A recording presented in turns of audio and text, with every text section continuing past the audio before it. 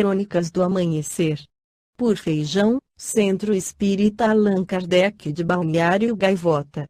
Balneário Gaivota, 29 de agosto de 2024. Conta da Princesa de Dubai no Instagram anuncia divórcio, parte 3. Um post atribuído à Princesa de Dubai, Mara Bint Mohammed, no Instagram anunciou o divórcio dela com o milionário Mana Al Maktoum. O que aconteceu? Princesa afirmou que marido estava ocupado com outras companhias. A publicação foi feita nesta quarta-feira, 17. Repetição da frase "eu me divorcio de você" pode ter relação com religião.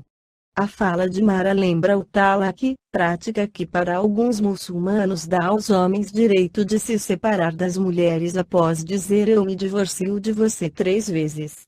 O talaq, que não consta no Alcorão, é banido em algumas nações islâmicas, inclusive nos Emirados Árabes Unidos.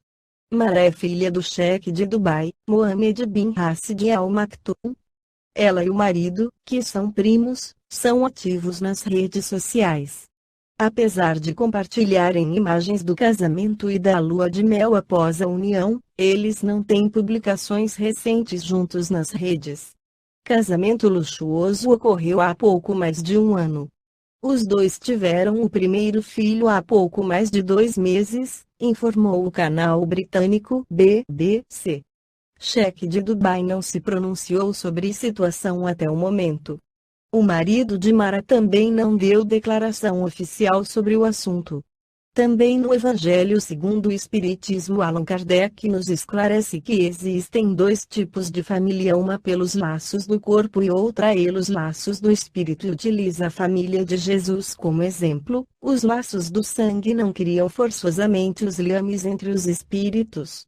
O corpo procede do corpo, mas o espírito não procede do espírito, porquanto o espírito já existia antes da formação do corpo. Não é o pai quem cria o espírito de seu filho, ele mais não faz do que lhe fornecer o invólucro corpóreo, cumprindo-lhe, no entanto, auxiliar o desenvolvimento intelectual e moral do filho, para fazê-lo progredir. Os que encarnam numa família, sobretudo, como parentes próximos, são, as mais das vezes, espíritos simpáticos, ligados por anteriores relações, que se expressam por uma afeição recíproca na vida terrena.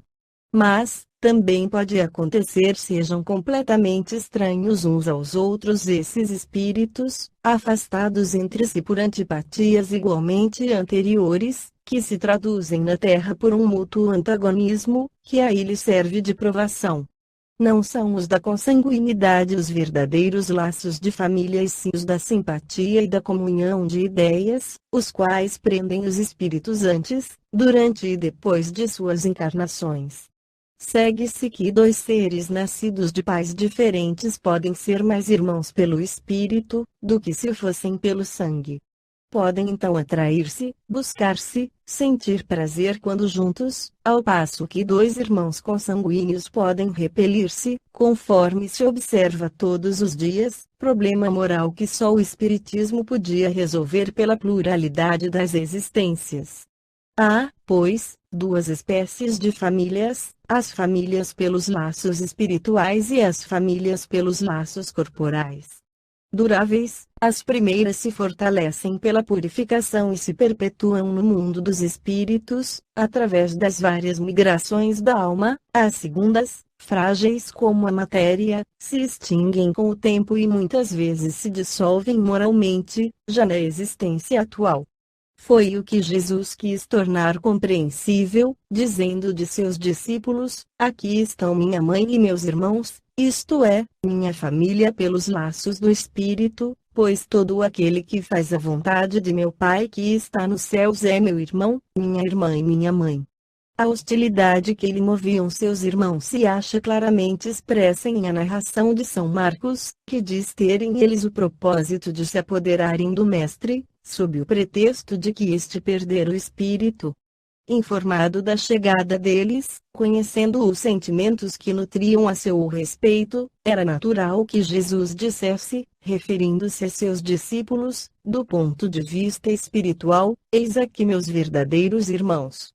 Embora na companhia daqueles estivesse sua mãe, ele generaliza o ensino que de maneira alguma implica haja pretendido declarar que sua mãe segundo o corpo nada lhe era como espírito, que só indiferença lhe merecia. Provou suficientemente o contrário em várias outras circunstâncias. Esta foi a crônica do amanhecer de 29 de agosto de 2024. Por Alfredo Feijão Lopes.